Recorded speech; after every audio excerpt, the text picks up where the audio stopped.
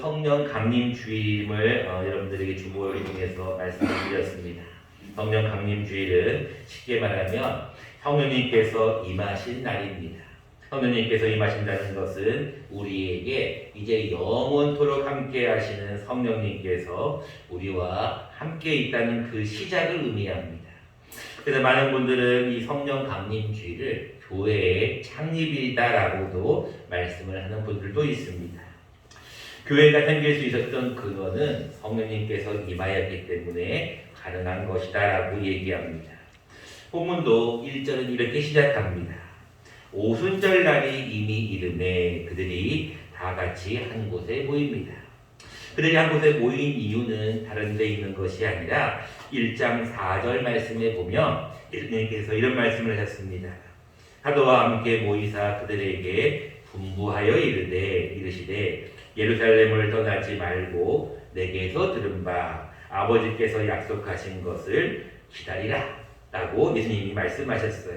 요한은 물로 세례를 베풀었지만 너희는 몇 날이 못되어 성령으로 세례를 받으리라 하셨어요. 이 말씀을 하시고 예수님께서 그들이 보이는 가운데 승천하시게 되거든요. 예수님께서 예루살렘을 떠나지 말고 아버지께서 약속하신 것을 기다리라 라는 말씀에 따라 그들이 다 같이 한 곳에 모입니다.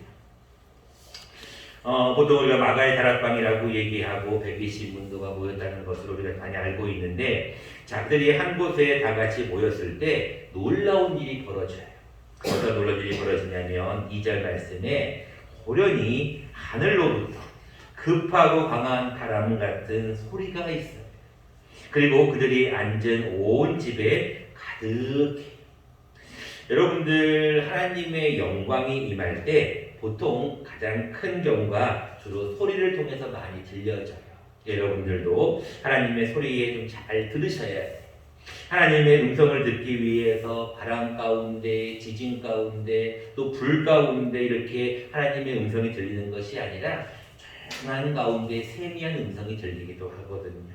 여러분들 하나님의 큰 소리가 들리는데 어떤 소리가 들렸냐면 급하고 강한 바람 같은 소리가 슉 들리는 거예요. 뭔가가 이제 분위기가 이렇게 바람 소리가 들리니까, 바람과 소리가 들리니까 다들 뭔가가 좀 있게 되는 거예요. 자, 첫 번째는 소리가 들린 다음에 3절 말씀에 어떤 말씀이 있었냐면 불의 혀처럼 갈라지는 것들이, 자, 도대체 뭘까?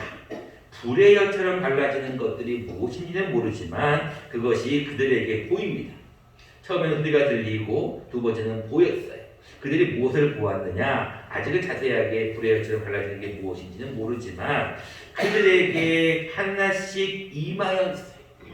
자, 우리가 이것이 무엇인가를 이제 본문을 통해서 알아봐야겠죠. 중요한 것은 그들이 무엇인가 불의 혀 같은 것들이 그들의 머리 위에 다 임하였는데 4절 말씀에 보니까 그들이 놀라운 변화가 생겼어요.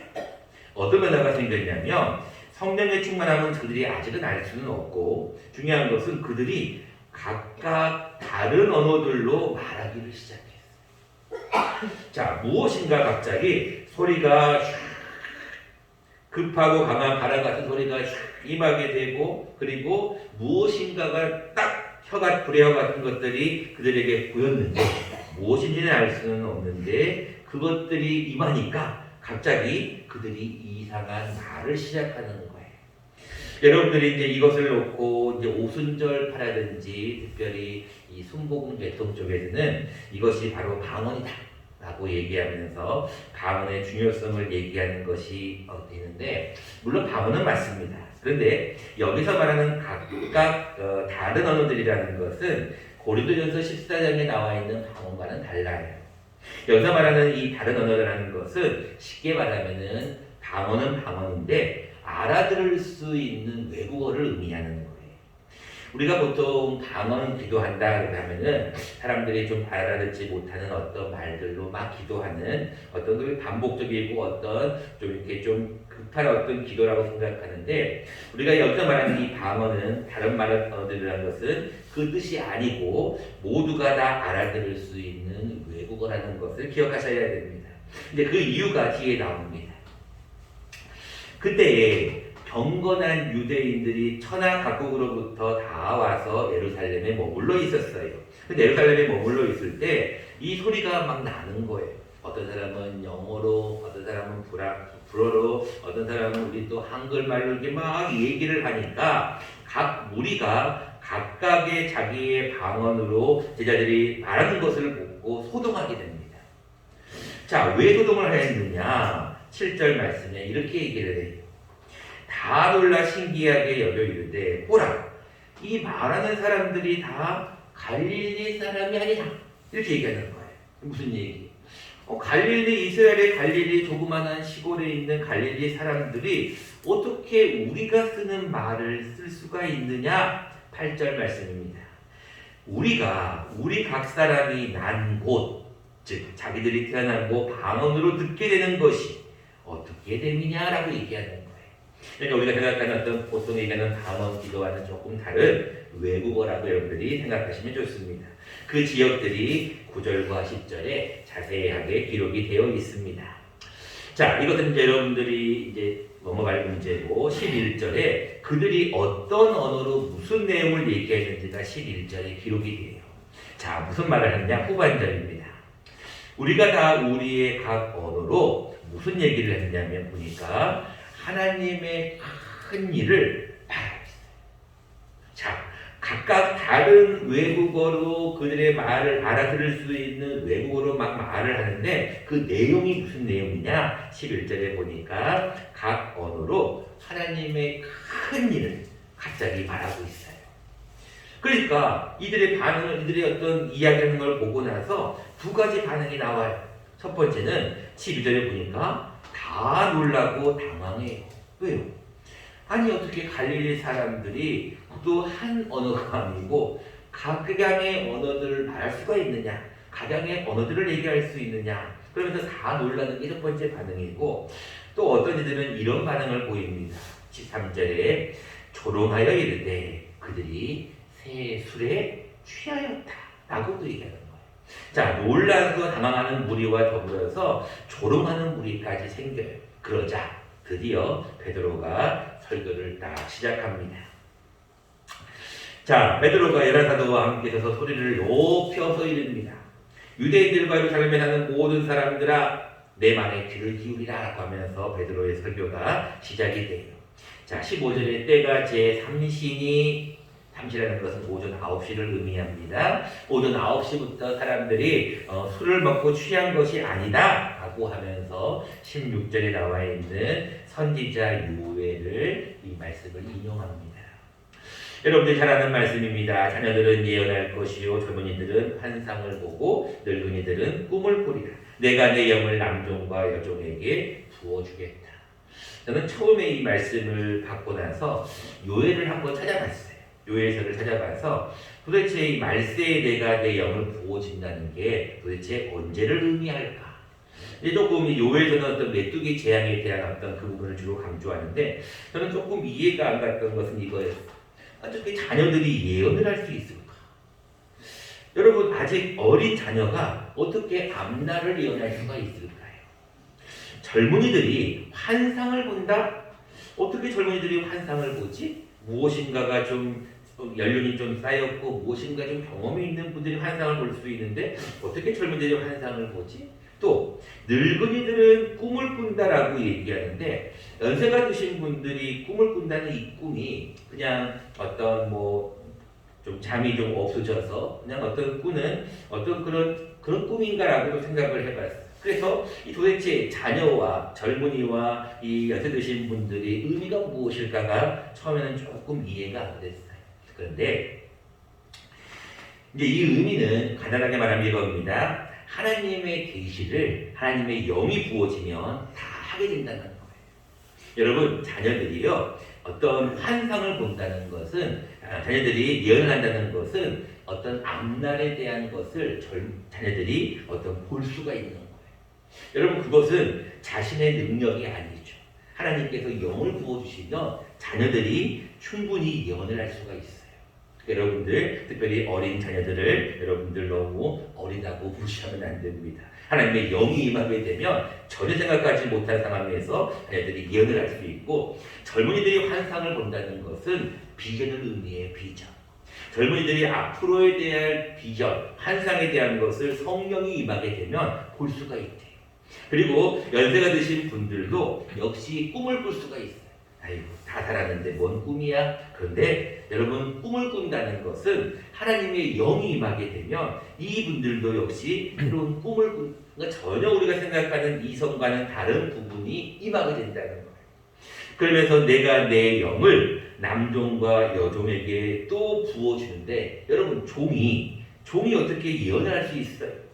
여러분, 자녀들이 예언하는 것이나 종이 예언한다는 것은 말이 안 되잖아요. 신분도 낮고 어리고 아직 뭘 모르는 사람이 어떻게 예언을 할 수가 있겠어요? 그런데 주의 영이, 성령님이 임하시게 되면 이런 일도 할 수가 있다는 거예요. 그리고 또 한 가지 설교 내용을 얘기하는데, 그것은 무엇이냐면, 이제 주의 크고 영화로운 날이 임할 때 놀라운 일이 벌어질 것인데, 그것은 뭐냐면 하늘로서는 기사가, 땅으로서는 징조를 베풀겠다. 근데 그 징조가 무엇이냐? 피와 불과 연기로다. 여러분들, 크고 영화로운 날이 이르기 전에 해가 변하게 되고 달이 변하여 피가 된다. 이제 무서운 말씀이죠. 마지막 날에 임할 징조에 대한 말씀까지 사도 베드로가 딱 설교를 하는. 자, 이 얘기까지가 오늘의 본문이며, 베드로는 이렇게 결론을 맺습니다. 누구든지 주의 이름을 부르는 자는 구원을 받으리라 라는 말씀까지를 기록하고 있습니다. 자, 우리가 먼저 이 말씀을 통하여서 오순절에 대한 것을 한번 생각을 해보는 것이 필요합니다. 여러분, 도대체 오순절이라는 개념이 무엇일까? 많은 분들이 오순절 하면 아시다시피 수는 열을 얘기하기 때문에 10일을 얘기하기 때문에 오순절에 대한 것을 보통은 부활 이후에 50일째라고 하지만, 그 근원을 들어가 보면 사실은 6월절 이후에 50일이 되는 날이 그 근원입니다. 여러분, 6월절이 무슨 날인지 아시죠? 피가, 어린 양의 피가 발라져 있는 집은 죽음이 넘어가는 날이었잖아요. 그 6월절 이후에 50일이 되는 날이 기원이다. 여러분, 오순절은 특별하게 6월절 이후에 50일 되는 날이 기원이 되면서, 또 그들이 그때 모세가 시내산에서 하나님의 계명을 받은 날로도 기억을 합니다. 자, 그리고 또 우리가 보리를 첫 수확하는 첫 열매를 드리는 날로도 오순절을 지켜요. 그래서 우리는 보통 오순절을 맥주절이라고도 부르고 칠칠절이라고도 부릅니다. 자, 중요한 것은 오순절 날이 이미 이르렀다라는 것이 중요합니다. 자, 성령님이 임하시는 것은 오순절 날이 이미 이르렀다는 거예요. 여러분, 여기서 조금 여러분들이 기억하실 것은 왜 오순절 날이 이미 이르렀다는 말을 썼을까요? 자, 오순절 날이라는 개념은 그들에게는 좀 특별합니다.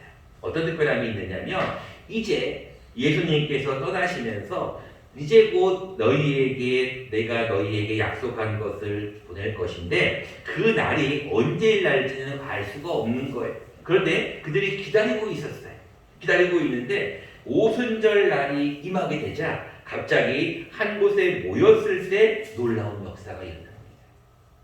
여러분들, 먼저 이 성령 강림 주일의 기획은 먼저 잘 모여야 돼요.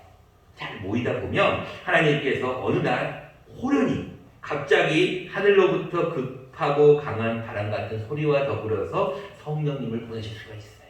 여러분들, 혼자 있는 것이 아니라 오순절날 그들이 한 곳에 모였을 때 성령님이 임하신다. 여러분, 이 말씀을 잘 기억을 하시는 것이 좋습니다. 자, 그리고 나서 성령님이 이제 임하신 사건이 임하게 되고 그들이 각각 외국어로 말을 하며 다 성령 충만함을 받습니다. 성령에 대한 얘기는 여러분들이 많이 말씀을 들으셨을 거예요. 아마 보혜사 파라클레토스라는 말 많이 들어보셨을 거예요. 그가 우리를 보호하시고 은혜를 주시는 분이시다. 그가 오셔서 죄에 대해서, 의에 대해서, 심판에 대해서 세상을 책망하신다. 그가 우리를 진리 가운데로 인도하신다.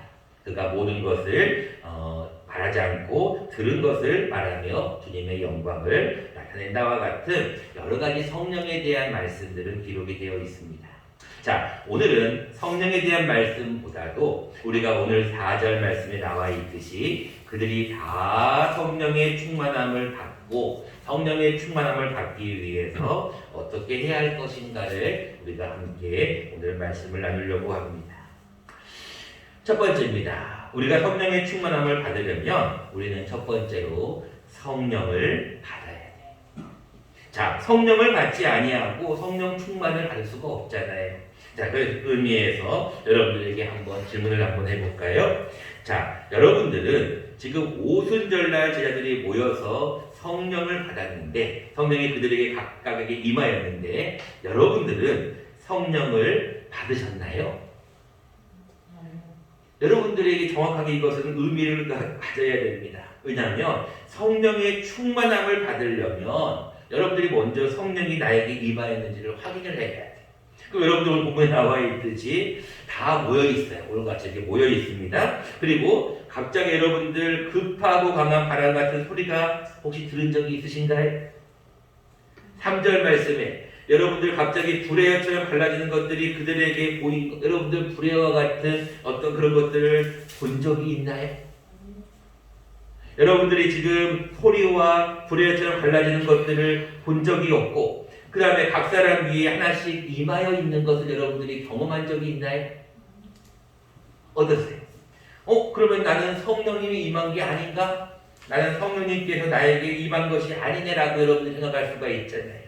자, 여러분들 성령의 충만함을 받기 위해서 먼저 여러분들이 기억하실 것은 나는 이런 경험이 없는데 나는 이런 것을 본 적도 없는데 소리를 들은 적도 없는데 나에게 성령님이 있는가? 여러분들이 궁금해하실 수도 있고 의문을 가질 수도 있어요. 여러분들 내 안에 성령님이 계심을 여러분들이 분명히 믿는다고 한다면 그 증거를 한번 여러분들에게 질문해 보는 거예요. 여러분 어떤 증거가 있습니까? 내 안에 성령님이 계시다는 것을 증거를 여러분 낼 수가 있을까요? 무엇으로 증거를 낼 수 있을까요? 자, 성경은 우리에게 내 안에 성령님이 계시는가를 먼저 성령님을 여러분들이 점검을 해보셔야 돼요. 자, 여러분들에게 먼저 이 상황을 조금 먼저 이해하기 위해서 예수님께서 부활하시기 전에 이제 예수님께서 제자들에게 돌아가신 뒤에 사흘 만에 나타나십니다. 그들에게 뭐라고 말씀을 하시냐면 평안하뇨라고 질문을 하죠. 그리고 난 다음에 여러분들이 아시다시피 예수님께서 제자들과 함께 40여일을 함께 있습니다. 자, 승천하시기 전에 이제 먼 날에서 너희에게 성령이 임할 거라고 약속을 했는데 우리에게 과연 성령이 있는가에 대한 말씀을 여러분들이 잘 기억하셔야 됩니다. 자, 먼저 자막을 보시고 함께 말씀을 본 다음에 설명을 이어가겠습니다. 자막을 보시고 함께 한번 읽어보도록 하겠습니다. 시작. 이 말씀을 하시고 그들을 향하여 숨을 내쉬며 이르시되 성령을 받으라. 자, 여러분 요한복음 20장 말씀입니다. 예수님께서 분명히 그들에게 부활하신 뒤에 그들에게 평안하뇨 그들에게 나타나신 뒤에 뭐라고 얘기하시냐면 그들을 향하여 숨을 내쉬며 여러분 숨을 내쉬며 이르시되 성령을 받으라 라고 했어요. 자, 여러분들은 지금 성령을 받으라는 주님의 명령을 다 받으셨어요. 근데 여러분들 성령을 내가 받았다는 증거가 과연 무엇일까? 여러분들 증거를 한번 여쭤보면 여러분들이 나는 증거가 이겁니다 라고 여러분들이 말할 수가 있어야 돼요. 여러분 성령을 받은 증거가 무엇인가요? 오순절날 임하였던 이런 강하고 급한 바람 같은 소리나 불의 혀가 여러분들에게 보이지는 않아도 여러분들에게 나는 내 안에 성령님이 계십니다. 그걸 여러분들이 어떻게 할 수 있어요? 자, 자막을 보시면서 한 번 더 여러분 말씀을 보겠습니다. 시작. 또 성령으로 아니하고는 누구든지 예수를 주시라 할 수 없느니라. 아멘. 조금 무엇인가가 잡히죠. 자, 여러분들 내가 무엇인가를 보지를 못했고 소리를 듣지를 못했어. 근데 오늘 본문에 고린도서 12장에 뭐라고 나와 있어요? 성령으로 아니하고는 누구든지 예수를 뭐라고 할 수 없다고요? 주시라. 주가 뭐예요? 주인이라는 거예요. 예수님을 나의 주인이라고 고백할 수 없다는 거예요. 다시 한번 여러분에게 질문해 봅니다. 여러분들은 성령을 받았습니까? 라는 질문에 여러분들은 이제 대답할 수가 있어요. 네, 저는 성령을 받았습니다. 그 증거가 무엇인가요? 저는 이 말씀에 근거하여 그렇습니다. 예수님께서 성령을 받으라 라고 말씀하셨고, 성령으로 아니하고는 예수님을 주시라 할 수 없다. 여러분들은 예수님을 나의 주인으로 고백하십니까? 그건 분명하잖아요. 여러분들 예수님을 나의 주인으로 고백하시고 예수님을 나의 주인으로 믿기 때문에 이 자리에 앉아 계시는 거잖아요. 마찬가지, 여러분들이 성령이 내 안에 계시지 않으면 예수님은 나의 주님이라고 고백할 수가 없어요. 여러분, 믿지 않는 분들에게 여러분 가서 예수님이 나의 주인입니다라고 얘기하면 무슨 쓸데없는 얘기냐? 무슨 예수님이 나의 주인이냐? 돈이 나의 주인인지, 내 남편이 나의 주인이지, 나의 부모님이 나의 주인, 이렇게 얘기를 하잖아요. 근데 여러분들은 뭐라고 얘기해요? 예수님이 나의 주님이십니다. 예수님이 나의 구세주이십니다라고 고백하잖아요. 그것은 무엇으로 아니하고는 성령으로 아니하고는. 여러분들 먼저 분명히 기억할 것은 내 안에 성령님이 계신다는 것을 분명히 믿으셔야 돼요. 그것은 여러분 증거가 뭔지 아세요? 세례예요, 세례. 여러분, 물세례를 받는 것 하나의 표일 뿐이고, 내가 예수님 앞에 고백하는 것.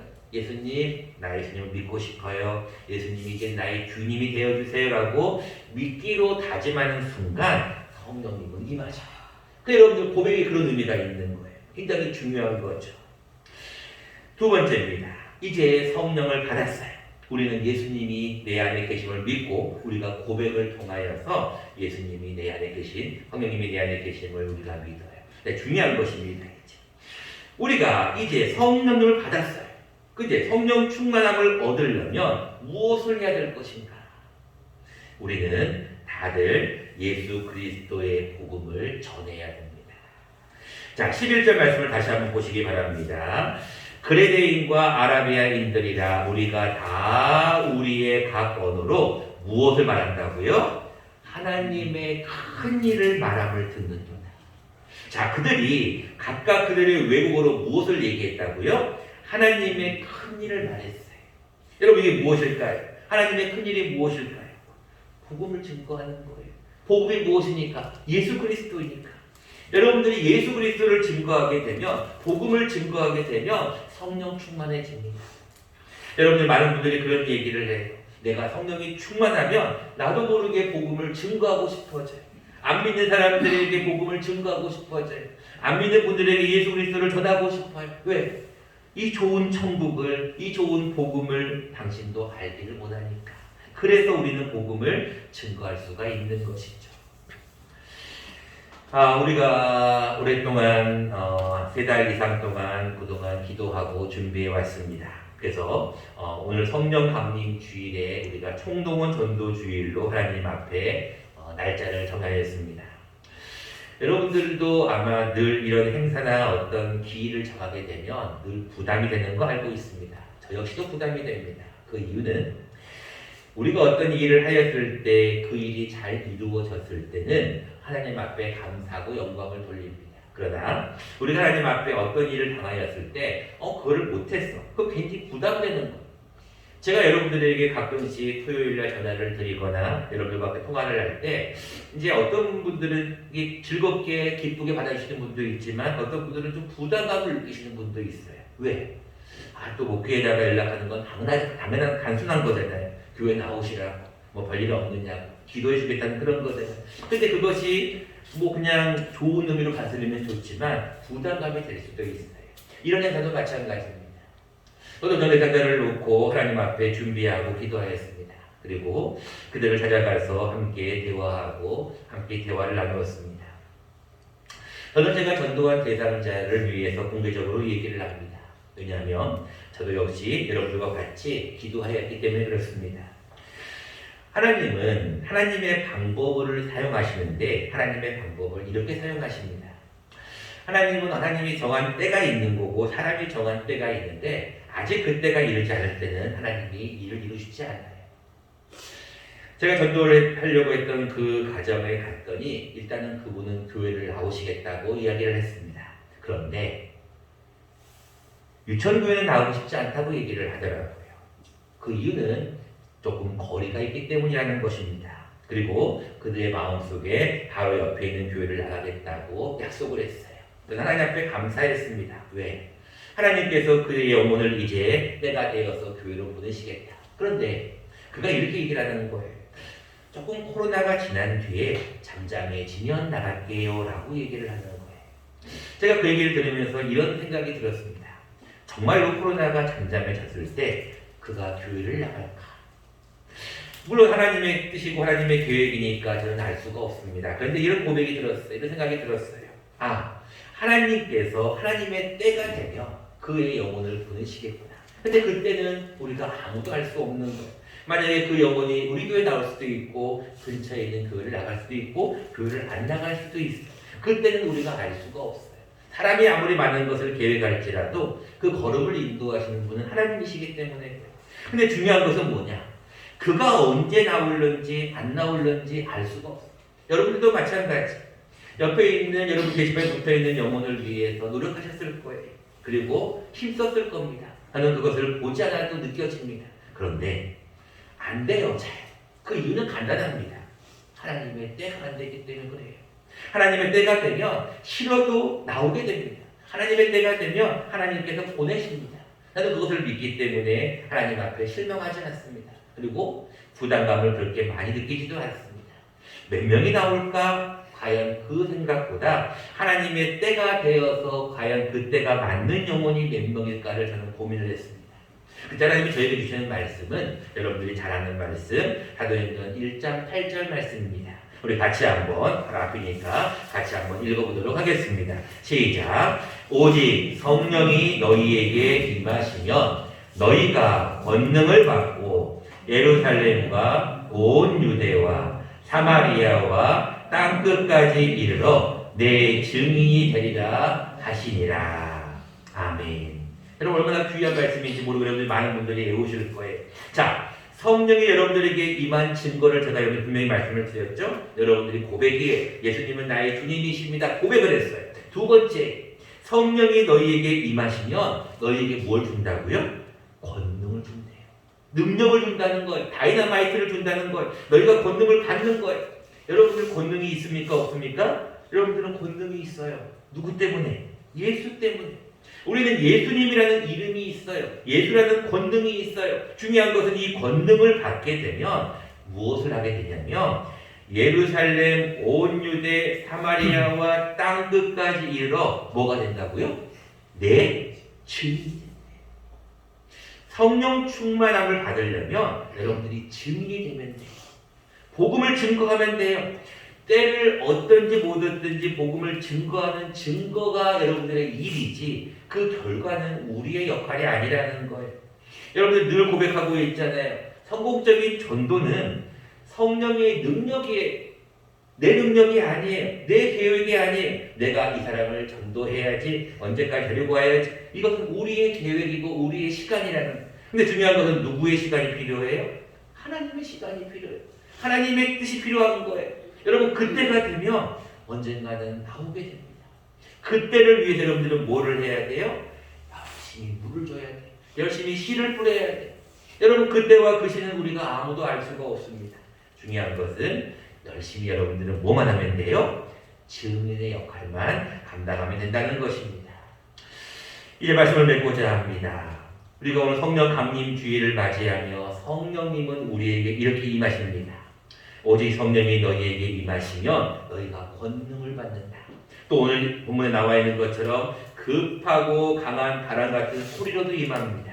또 불의처럼 갈라지는 것들이 보이는 시각적인 것으로도 임합니다. 그런데 여러분 성령님이 가끔씩은 비둘기 같은 모습으로도 임하셔요. 또 진리의 영이시기 때문에 우리에게 말씀으로도 임합니다. 성령의 모습은 굉장히 각양각색이에요. 꼭 어떤 막 뜨겁게 막 불로 막 이렇게 뜨겁게 기도하는 그것으로만 임하는 것이 아니에요. 중요한 것은 성령이 내 안에 계신다는 것을 여러분들이 먼저 고백하셔야 돼요. 하나님, 내 안에 성령님이 계심을 나는 믿습니다. 그 고백으로 나는 예수님을 나의 주님으로 고백합니다. 예수님, 내 안에 계신 성령님, 내가 성령님을 의지합니다. 고백하는 거예요. 그리고 난 다음에 여러분들이 열심히 뭐만 하면 증인만 되면, 열심히 복음을 뭐하면 증거만 하면 하나님께서는 여러분들을 성령 충만하게 만드셔요. 여러분들 성령 충만한 건 다른 것이 아니에요. 여러분 잘 아는 말씀이 있습니다. 에베소서 5장 18절 말씀, 다 아는 말씀이니까 같이 한번 외워볼까요? 시작. 술 취하지 말라. 이는 방탕한 것이니 오직 성령의 충만함을 받아요. 여러분 성령의 충만함은 명령이에요. 성령의 충만함은 여러분들 방탕한 모습이 아니에요. 성령의 충만함은 예수 그리스도를 증거하는 자가 성령 충만함이에요. 여러분들 그래서 이번 주간에 하나님 앞에 다시 한번 또 고백하셔야죠. 하나님, 제가 이번 주에는 사랑하는 전도대상자를 데리고 오지는 못하였지만 그런 하나님의 때가 되면 그 영혼이 나올 줄로 믿고 계속해서 물을 뿌리겠습니다. 계속해서 복음을 증거하겠습니다. 저는 계속해서 증인의 역할만 감당하겠습니다. 그리고 결과는 하나님께서 인도해 주세요라고 여러분들 계속적으로 기도해야 된다는 것입니다. 여러분 성령 감림 주일을 맞이하여 하나님 앞에 이 한 주간 성령님께서 여러분들 안에 계심을 믿고 늘 성령 충만하여 승리하는 저와 여러분 되시기를 간절히 축원합니다.